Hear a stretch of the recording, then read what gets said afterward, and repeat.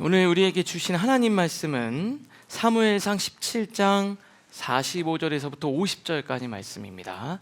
사무엘상 17장 45절에서부터 50절까지의 말씀입니다. 우리 찾으셨으면 다 같이 한 목소리로 하나님 말씀을 봉독하겠습니다. 다윗이 블레셋 사람에게 이르되 너는 칼과 창과 단창으로 내게 나아오거니와 나는 만군의 여호와의 이름 곧 내가 모욕하는 이스라엘 군대의 하나님의 이름으로 내게 나아가노라. 오늘 여호와께서 너를 내 손에 넘기시리니 내가 너를 쳐서 내 목을 베고 블레셋 군대의 시체를 오늘 공중의 새와 땅의 들짐승에게 주어 온 땅으로 이스라엘의 하나님이 계신 줄 알게 하겠고 또 여호와의 구원하심이 칼과 창에 있지 아니함을 이 무리에게 알게 하리라. 전쟁은 여호와께 속한 것인즉 그가 너희를 우리 손에 넘기시리라. 블레셋 사람이 일어나 다윗에게로 마주 가까이 올 때 다윗이 블레셋 사람을 향하여 빨리 달리며 손을 주머니에 넣어 돌을 가지고 물매로 던져 블레셋 사람의 이마를 치매 돌이 그의 이마에 박히니 땅에 엎드러지니라. 다윗이 이같이 물매와 돌로 블레셋 사람을 이기고 그를 쳐 죽였으나 자기 손에는 칼이 없었더라. 아멘. 여러분, 이 보다라는 동사가 있습니다.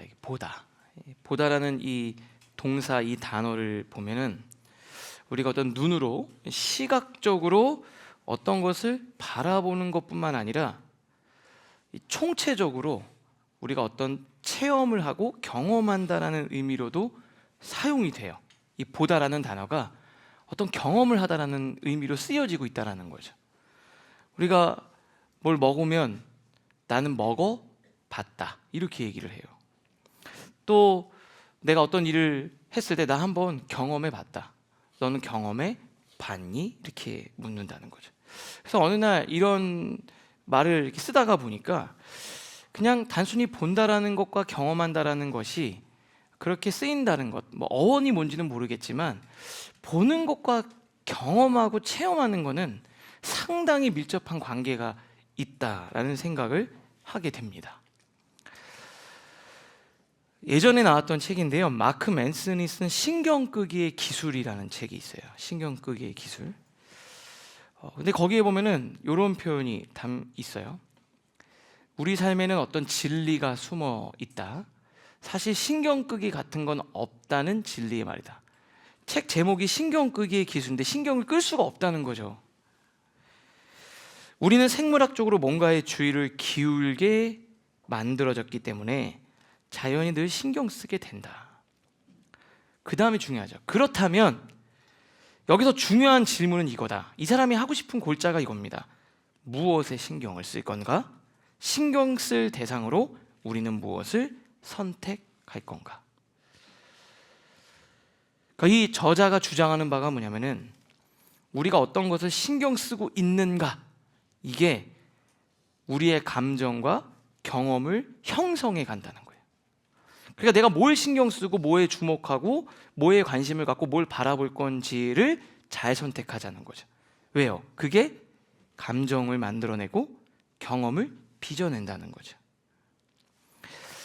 내가 어떤 감정을 느끼고 어떤 경험을 하고자 한다면은 감정을 바꾸거나 경험을 바꾸려고 하는 것보다 내가 신경 쓰는 것, 다시 말하면은 내가 바라보는 것을 바꿔야 된다는 거죠. 그런 것 같아요. 내가 이제 뭘 보고 있는가가 어떤 감정을 느끼는지를 결정을 하게 되죠. 그리고 내가 바라보는 것이 특정 경험을 넘어서 삶과 인생을 만들어 갑니다. 우리가 에브리데이 위드가 아침 묵상을 할 때 다윗이 요나단의 아들을 볼 때, 무비보셋을 볼 때 그런 거예요.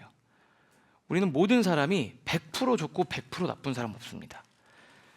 무비보셋을 보면서 자기를 사랑했던 내 친구 요나단이 떠오르고 무비보셋을 보면서 나를 죽이려고 했던 지겹도록 나를 쫓아다닌 사울이 떠오르는 거예요.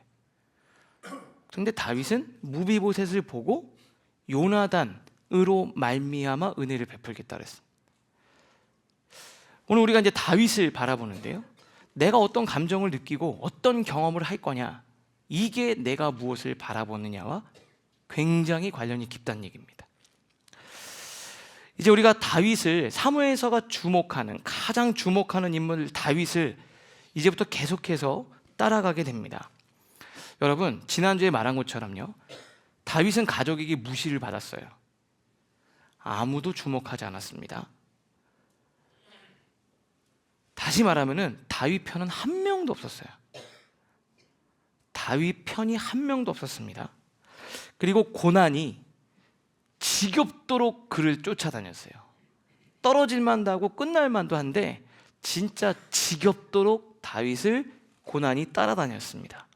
그런데 그 다윗이 전혀 다른 삶을 살았다는, 우리가 예상하는 것과 우리와 다른 삶을 경험했다면 분명 다윗은 바라보는 곳이 달랐기 때문인 거예요. 오늘 우리가 읽은 본문에는 소년 다윗이 골리앗을 상대로 싸워서 이긴 스토리를 담고 있습니다. 다윗의 시선이 어떠했길래 그는 패배가 아니라 승리를 경험했을까? 이걸 가지고 여러분들과 좀 나눠보려고 합니다. 그리고 우리 사랑하는 라이프처치 성도님들 모두도 다윗처럼 전쟁과 같은 삶에서 승리를 경험하실 수 있기를 간절히 소원합니다. 우리 옆에 있는 분에게 이렇게 말씀해 주세요. 그냥 말씀한 대로 상대방에게 이루어질 줄 믿고, 이렇게 얘기해 주십시오. 우리는 승리를 경험할 것입니다. 몇몇 분은 상대방이 승리하는 걸 별로 원하지 않으시나 봐요. 한 번만 더 얘기해 볼까요? 더 힘있게 말하겠습니다. 시작. 우리는 승리를 경험할 것입니다. 이게 진짜 중요한 얘기입니다. 첫 번째, 세 가지 나눌 텐데요, 첫 번째, 싸움의 기초예요. 우리 한번 그 뒤에 한번 읽어볼까요? 시작. 누구와 싸우지 않았는가. 군대 다녀오신 분들은 다 알 텐데, 이 피하식별이라는 말이 있습니다. 피하식별. 이게 바로 뭐냐면, 아군과 적군을 구별하는 거예요. 아군과 적군을 구별하는 거. 그러니까 내가 싸워야 될 사람, 공격할 사람과 공격하지 않을 사람을 구분하는 거, 이게 싸움의 뭐냐면 기초예요. 그냥 기초, 그냥 생 기초 중에 기초가 바로 뭐냐면 피하를 식별하는 겁니다. 아니, 내가 공격하지 말아야 될 사람을 공격하고 공격해야 될 사람을 공격을 안 하면은 이건 그냥 싸움 자체를 시작도 하기 전에, 그러니까 뭐 싸움이 성립이 안 되는 거죠. 이길 수도 없는 거고요. 다윗은 이걸 정말 잘했습니다. 여러분들도 오늘 말씀을 통해서 이 부분들이 마음에 좀 와닿았으면 좋겠어요. 본문을 쫙 보면은 이스라엘과 블레셋이 전쟁을 해요. 근데 다윗은 막내였잖아요. 나이가 어리고 위로부터 큰 형, 위에서부터 세 명의 형이 엘리압, 아비나답, 삼마가 전쟁터에 징집이 된 거예요. 근데 아버지가 전쟁이 어떻게 됐는지, 자식들을 전쟁터에 보냈으니까 얼마나 걱정이 되겠어요. 혹 전쟁에 나가서 죽을 수도 있잖아요.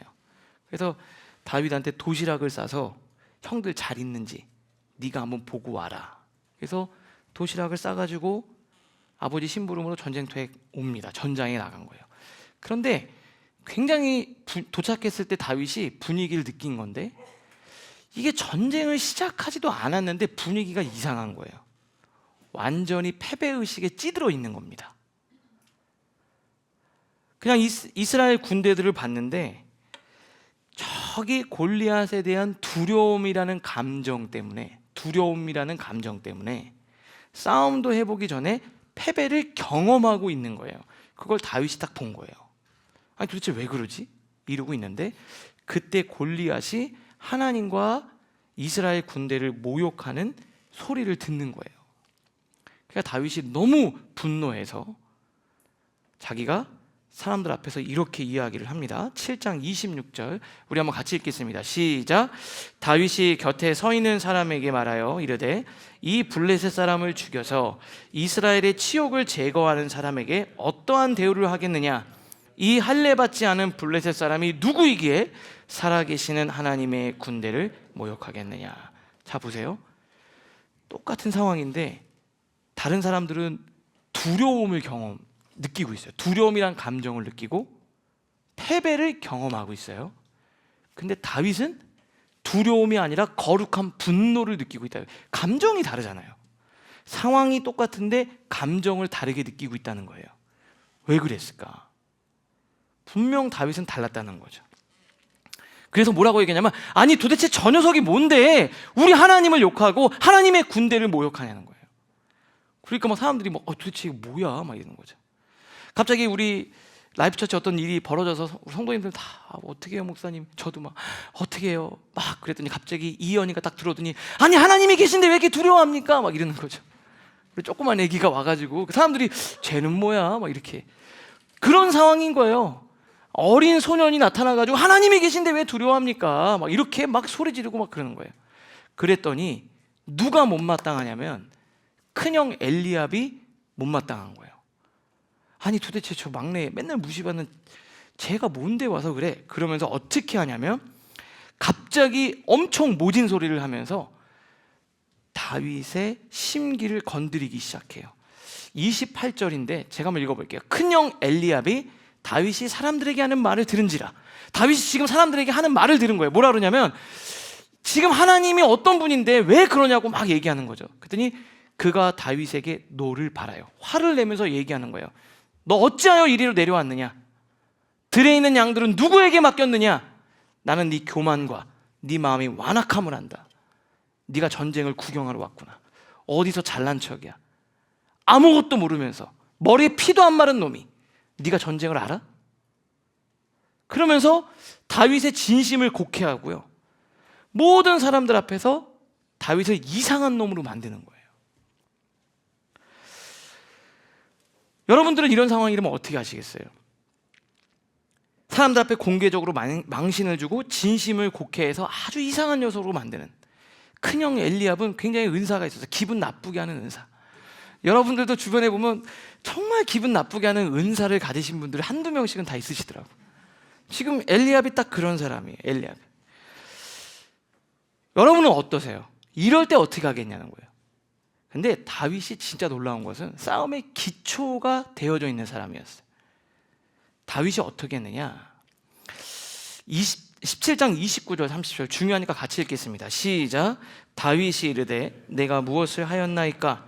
어찌 이유가 없으리이까 하고 돌아서서 다른 사람을 향하여 전과 같이 말하매 백성이 전과 같이 대답하니라. 다윗이 형 내가 뭘 했다 그래?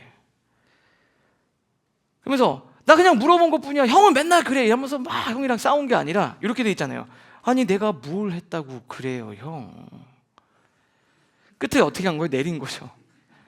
여러분 중요한 게 끝을 올리면 싸우는 거예요. 끝을 내린 거죠. 아니 내가 무슨 이유가 없어요? 내가 뭐 못할 말 했습니까? 그 다음 어떻게 해요? 형이 너는 막 이렇게 할 때 어떻게 했냐면 그 다음이 중요해요. 뭐 했다고요? 돌아서서 형을 봤어요? 안 봤어요? 안 본 거예요. 이게 중요한 겁니다.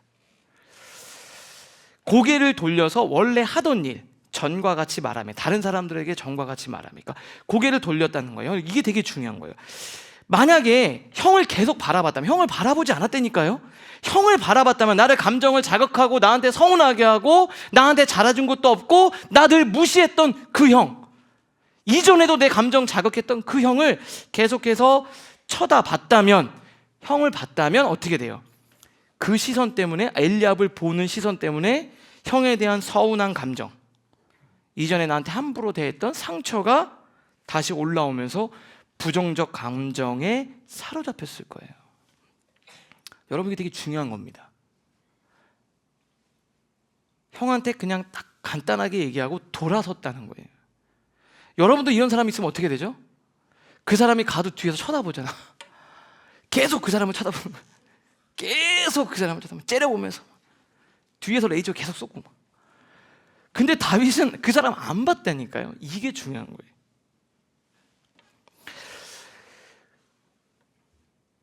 형의 감정을 자극하는 형에 맞서서 싸웠다면 사실 다윗은 골리앗과 싸우기 전에 에너지를 다 써버렸을 거예요. 에너지를 다 써버렸을 거예요. 여러분, 이게 되게 중요한 거예요. 이게 마귀의 계략이 여기 있다는 거예요. 계략이. 여러분이 어떤 목적을 향해 나가려고 하잖아요. 꼭 그 길목에 엘리압을 마귀가 숨겨놨어요. 그래서 그걸 이루지 못하게 하는 겁니다. 여러분, 영적인 공격과 방해가 심한 경우가 있죠. 이건 영적 공격이다. 나 은혜 받지 못하게 하려고 하는 거다. 그럴 때가 언제예요? 주일 아침. 제일 중요한. 주일 아침에 나 오늘 진짜 나 은혜 받아야 돼. 그렇게 해서 아침에 딱 가려고 그러면은 기가 막힌 타이밍에 엘리압이 나타나서 속을 막 긁어요. 늦게 일어나서 민기적거리는 남편, 급한데 일을 만드는 아이들, 뭐 하는데 애들이 막 자꾸 일을 만들어요. 그러면서 감정이 상해서 싸우다가 예배를 안 가고 온라인으로 예배를 드리는 경우들도 있죠. 안 가겠다. 여러분, 어떤 상황이 되면 꼭 그런 게 있어요. 내가 은혜를 받으러 가는 그 길, 나 오늘 진짜 은혜 받고 나 진짜 영적인 싸움을 가지고 내 세상과 싸워야 되는 거예요. 그런데 그때 꼭 마귀가 엘리압을 숨겨놔요. 남편이라는 엘리압, 때로는 아내라는 엘리압, 자식이라는 엘리압, 여러분들이 거기다가 에너지와 감정을 소모하게 만든다는 거예요. 여러분, 만약에 그렇게 해서 싸워서 진짜 여러분이 싸워야 될 영적 싸움을 못한다면은 싸움의 기초부터 다시 해야 되는 거예요. 피와 식별에 실패한 거죠.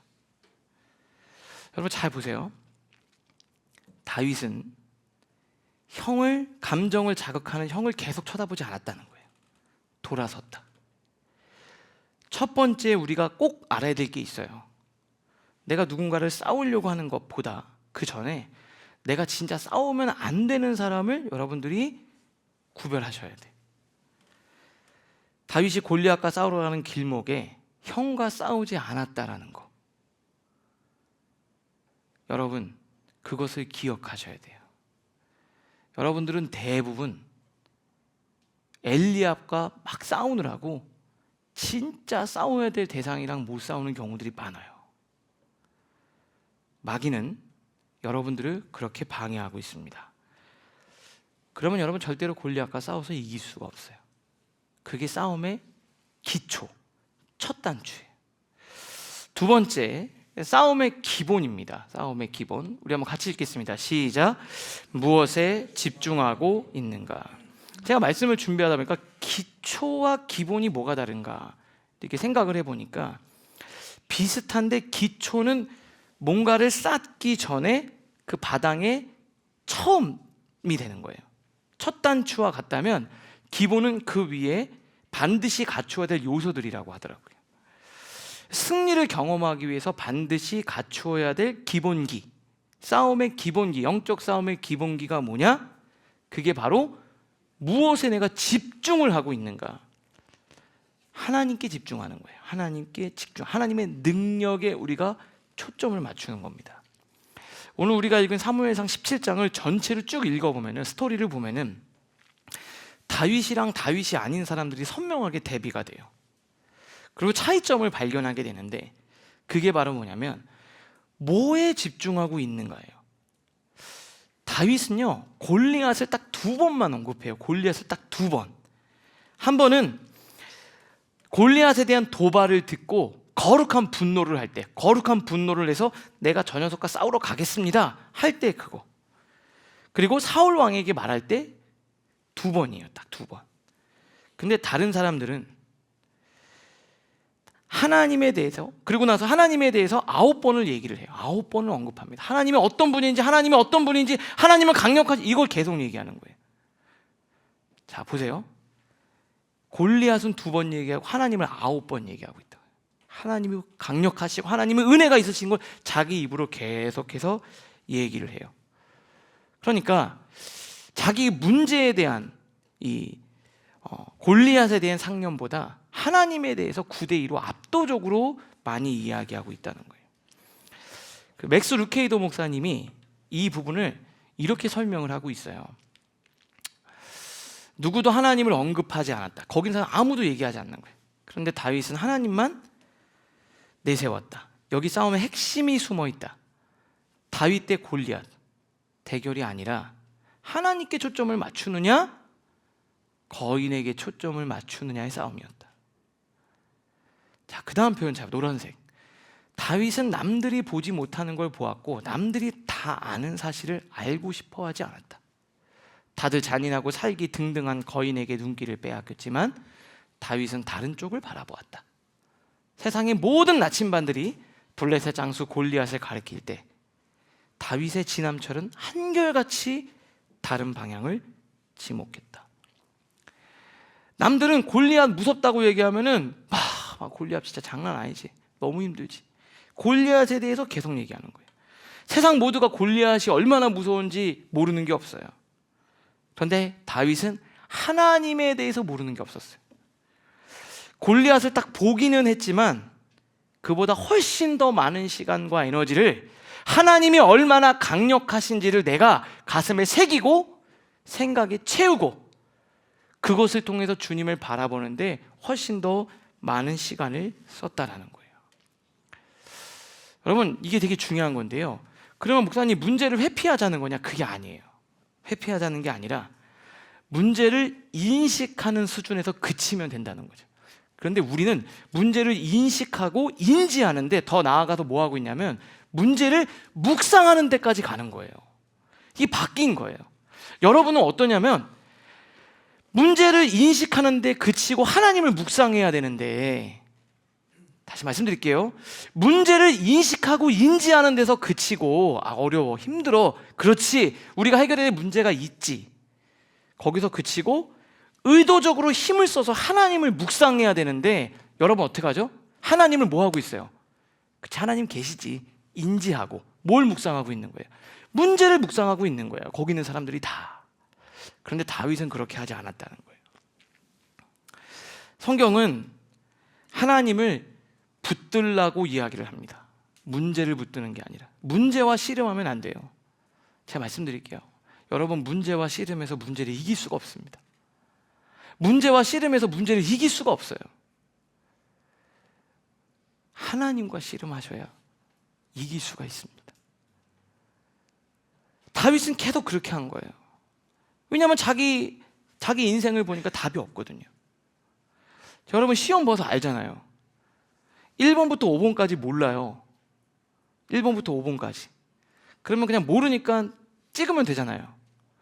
근데 30분 있다가 쓰면 확률이 올라가요? 막 째려보면 막 답이 막 긴장해가지고 옛날에 막 그러잖아요. 자기 선생님이 내가 알려주겠다고 문제를 째려보면 답이 시퍼렇게 질린다. 그때 찍으면 된다. 그렇게 되나요? 아니에요. 그때 쓰나 30분 후나 똑같은 거예요. 우리가 해야 될 일이 뭐냐는 거예요. 우리가 해야 될 일. 자꾸 그게 아니라 하나님을 묵상해서 우리가 그렇게 나가야 되는 거예요. 그러면 저는 잘 되냐? 저도 잘 안 돼요. 그래서 늘 하나님을 바라보는 거예요. 우리는 어쩔 수가 없습니다. 우리 인간은 어쩔 수가 없어요. 우리 인간은 어쩔 수가 없어요. 그러니까 자꾸 시선을 돌려서. 그럼 목회자가 하는 일이 뭐냐? 자꾸 문제를 묵상하시려고 그래요. 그러면 제가 어떻게 해요? 그게 아니라 이렇게 바꿔드리는 거예요. 하나님을 묵상하는 거예요. 다윗은 골리앗을 2번만 언급했어요. 그리고 하나님을 9번이나 이야기하고 있어요. 여러분들이 하나님을 평상시에 더 많이 입으로 선포, 의도적으로 더 얘기를 해야 돼요. 의도적으로 더 말해야 된다고요. 그 하나님에 대해서. 그래야 하나님을 경험할 수 있습니다. 그러니까 다윗이 어떻게 하냐면 막 소리 지르니까 사울 왕이 뭐야, 왜 이렇게 시끄러? 그랬더니 물어본 거예요. 자, 밖에서 무슨 왜 이렇게 소란이야? 그랬더니 아니, 조그만 어떤 녀석이 와서 이렇게 얘기합니다. 다윗, 솔로몬이 부른 거예요. 궁금해가지고 일로 오라고. 그래서 대화를 시작하는데 이 조그만 녀석이 갑자기 왕에게 이렇게 얘기하는 거예요. 왕이시여, 낙담하지 마십시오. 제가 가서 저 블레셋 녀석이랑 싸우겠습니다. 이렇게 얘기하는 거예요.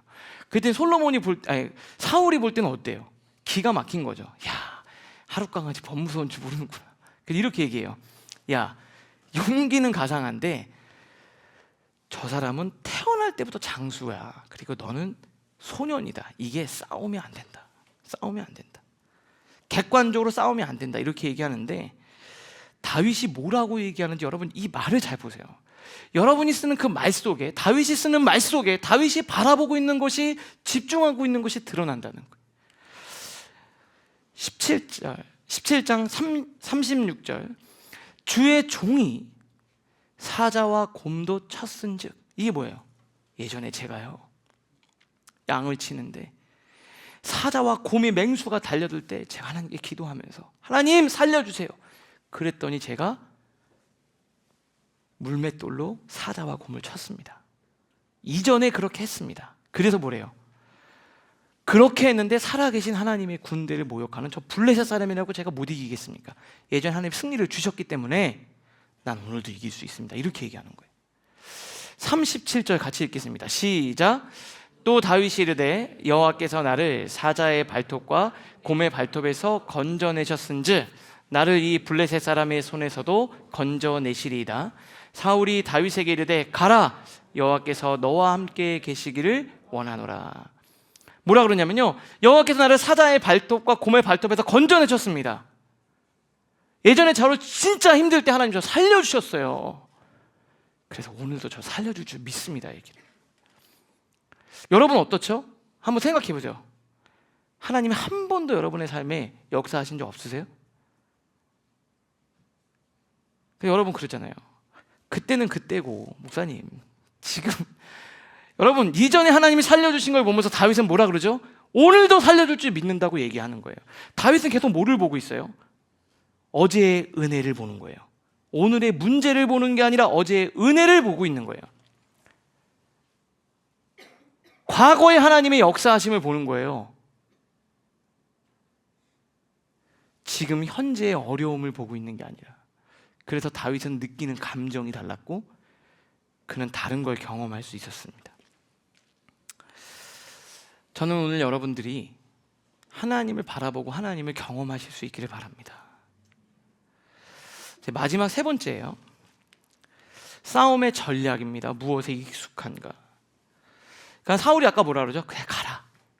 그러면서 뭐라 그러냐면 그냥 너무 안타까운 거죠. 그러니까 싸우려면 그래도 뭘 입혀줘야 되잖아요. 그래서 갑옷이랑 칼이랑 다 채워주는 거예요. 그러니까 자기가 입었던 전투 무기를 그대로 줘요. 사무엘상 17장에 보면은 이렇게 돼 있죠. 이에 사울이 자기 군복을 다윗에게 입히고 노투구를 그의 머리에 씌우고 또 그에게 갑옷을 입히매. 근데 다윗이 칼을 차고 군복을 입고 한번 이제 걸어보려고 하는데 이게 익숙하지가 않은 거예요. 영 몸에 안 맞는 거죠.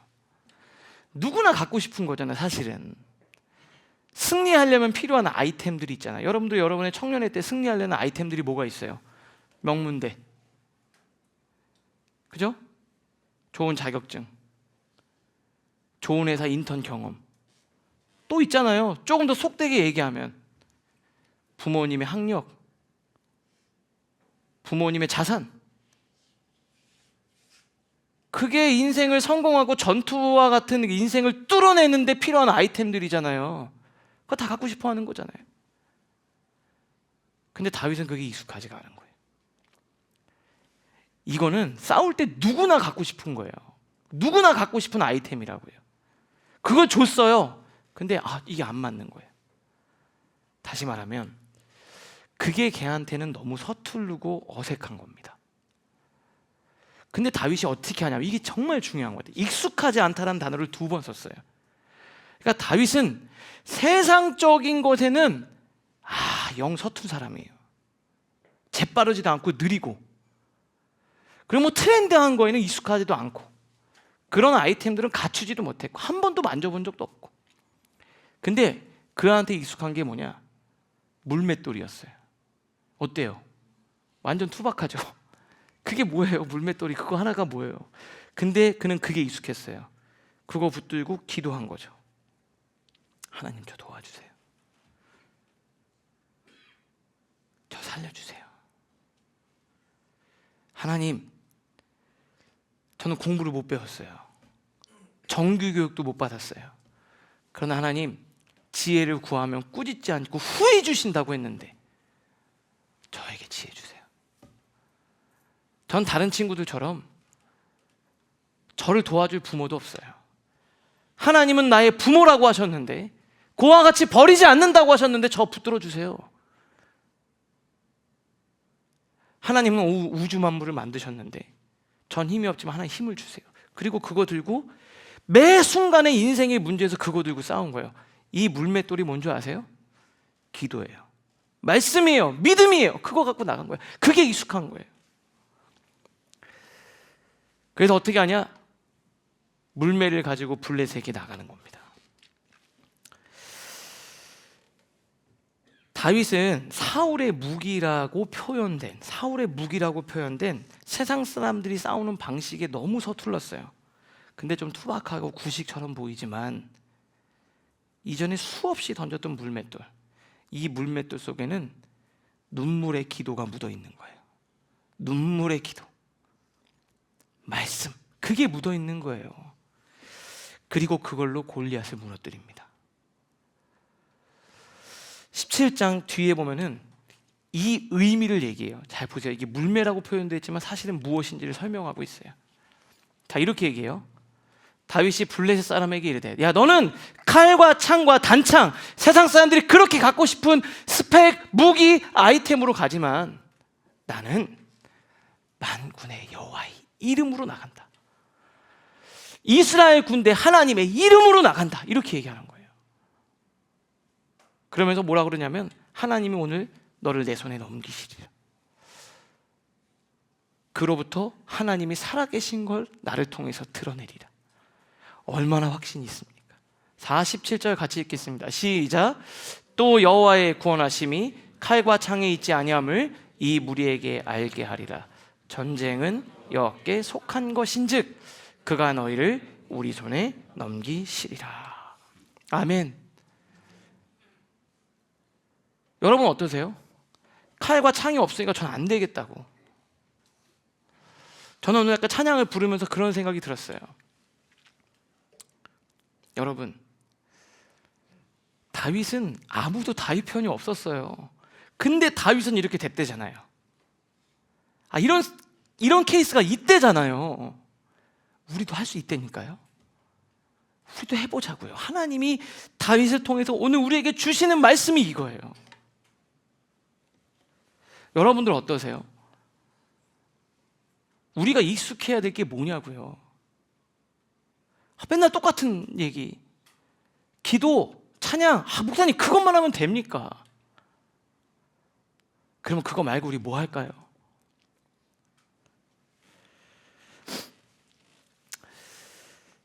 저는 이 말씀을 묵상을 하면은 진짜 저희 어머니가 했던 말이 늘 많이 생각나요. 그때 저는 목회에 대해서 무슨 생각을 갖고 있었냐면은, 저희 어머니는 좀 구식 목회를 한다고 생각했어요. 제가 예전에 말씀드렸잖아요. 목회를, 우리 이모분이 목회하는데 목회 전략이 기도, 신방, 기도를 하는데 어느 날 그러는 거예요.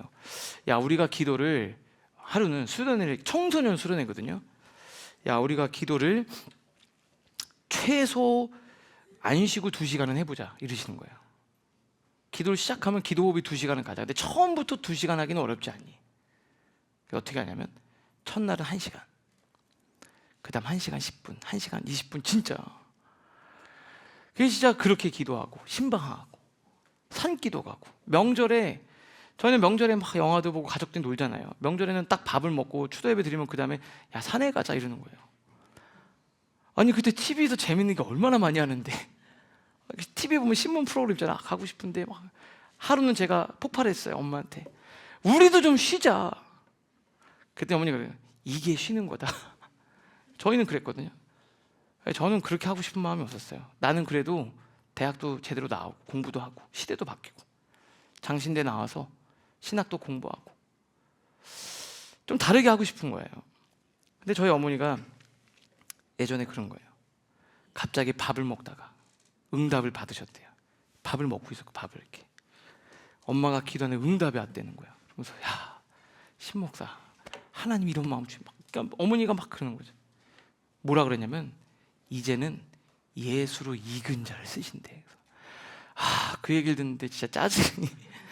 아니 뭐 익은 자가 뭐야? 뭐 지금 신학 용어도 아니고 성경 익은 자가 뭐야? 성경에 있는 건가 이게? 예수로 익은 자를 쓴다는 거예요. 그래서 제가 그때 그냥 듣는 둥 마는 기억도 안 나요. 기억도 안 나. 그 상황이 기억이 안 나. 기억이 진짜 안 나는데 어느 날 말씀을 준비하는데 아니 막 말씀 묵상하고 기도하는데 갑자기 불현듯 그게 떠오르는 거예요. 그러니까 제가 말씀을 묵상하다가 익은 자, 익다라는 뜻이 뭐지? 그래서 익다를 네이버에서 딱 검색했어요. 근데 그걸 검색하고 제가 눈물이 그렇게 났어요. 그게 뭔지 아세요? 익다라는 말에 검색하면 이렇게 나와요. 자주 경험해서 조금 더 서툴지 않다. 여러 번 겪어서 설지 않다. 어머니가 그거죠. 이제는 예수를 자주 경험한, 그래서 예수가 낯설지 않은, 예수가 익숙한 목사를 하나님이 이 시대에 쓴다는 거예요.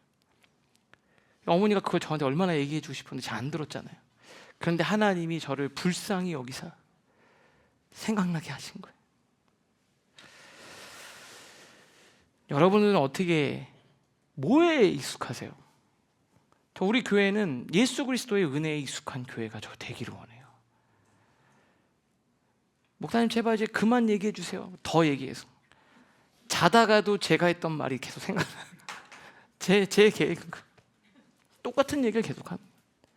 우리가 예수 그리스도의 익은 자가 되는 거예요.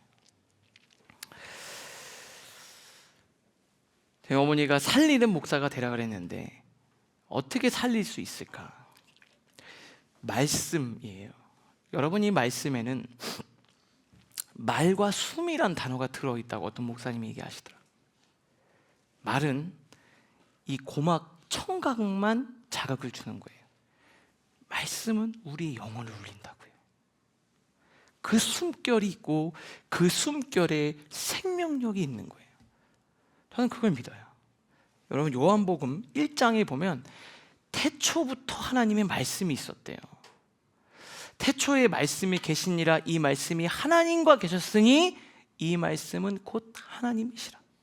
오늘 전하는 이 말씀은 하나님 자체라고요. 우리가 읽은 이 말씀이 하나님 자체인데 뭐라고 되어 있냐면 태초에 하나님과 함께 계셨고 만물이 그로 말미암아 지은 바 되었으니 지은 것이 하나도 그가 없이는 된 것이 없느니라. 4절, 그 안에 생명이 있으니. 하나님의 말씀에 숨결이 있다는 거예요. 오늘 여러분, 이 말씀으로 여러분들이 살아나는 은혜가 있기를 주님의 이름으로 축복합니다. 여러분, 요즘에 제가 교회를 개척하고 시작할 때 그 전부터 얘기했지만 이렇게 얘기했어요. 야, 목회가 어렵다. 개척은 더 어렵고 개척해서 되는 사람을 본 적이 없다. 이제는 교회가 어려운 시대를 된다고 하는데 저는 그렇게 생각하지 않아요. 성경을 읽어보면 어느 시대인들 하나님의 사람들이 사역하는 게 쉬운 시대가 있었습니까? 결론은 뭐냐면 우리가 예수님을 경험할 수 있는가? 저는 오늘 모인 우리 라이프처치 성도님들 모두가 그 주님을 경험할 수 있기를 바라요. 저는 말씀을 묵상하는데 제 몸이 달더라고요. 막 달아오르는 거예요. 왜 달아오르는 줄 아세요? 다윗이 그렇게 어려운 상황에도 이런 인생을 살았대잖아요. 여러분, 자녀가 아프잖아요. 죽을 병에 걸렸는데 어디서 무슨 약 먹고 살았다 그러면 부모 어떻게 해요? 이 케이스가 있으니까 우리도 해보자고, 몸이 막 어떻게든 그거 해보자고 얘기하는 거예요. 저도 그렇게 얘기하고 싶어요. 아니, 자기 편이 한 명도 없었대잖아요. 부모도 자기를 무시했대잖아요. 그런데 다윗은 다른 인생을 살았다고 얘기하니까 우리도 해보자고요. 할 수 있다고요. 어떻게 해요? 하나님 바라보고 예수 그리스도 붙들고 그 주님을 내 안에 채우면서 그렇게 해보자고요. 저는 그걸 믿어요. 다른 거에 좀 서툴러도 저는 괜찮을 것 같아요. 그런데 하나님의 말씀, 기도, 은혜에 우리가 익숙한 자로 살아갈 수 있기를 바랍니다. 우리 이 시간 함께 찬양하기를 원하는데요, 그걸 믿으셔야 돼요. 태초부터 말씀이 계셨대요. 그리고 그 말씀에 생명이 있다 그랬습니다. 예수 그리스도 이름으로 다윗은 골리앗을 무찔렀어요. 여러분이 오늘 시선을 다 돌려야 돼요. 문제를 인식하는 수준에서 멈추세요. 그리고 우리는 하나님을 묵상합니다. 어려움이 있다는 거 그냥 인식하는 수준에서 그치자고요. 그리고 우리 하나님께 집중합니다. 다윗이 예수 그리스도 이름 붙들고 나갔던 것처럼 우리도 오늘 예수 그리스도 그 능력의 이름 붙들고 기도하며 나가려고 합니다. 이 찬양 부르면서 여러분의 마음에 하나님의 은혜가 가득하기를 주님의 이름으로 축복합니다.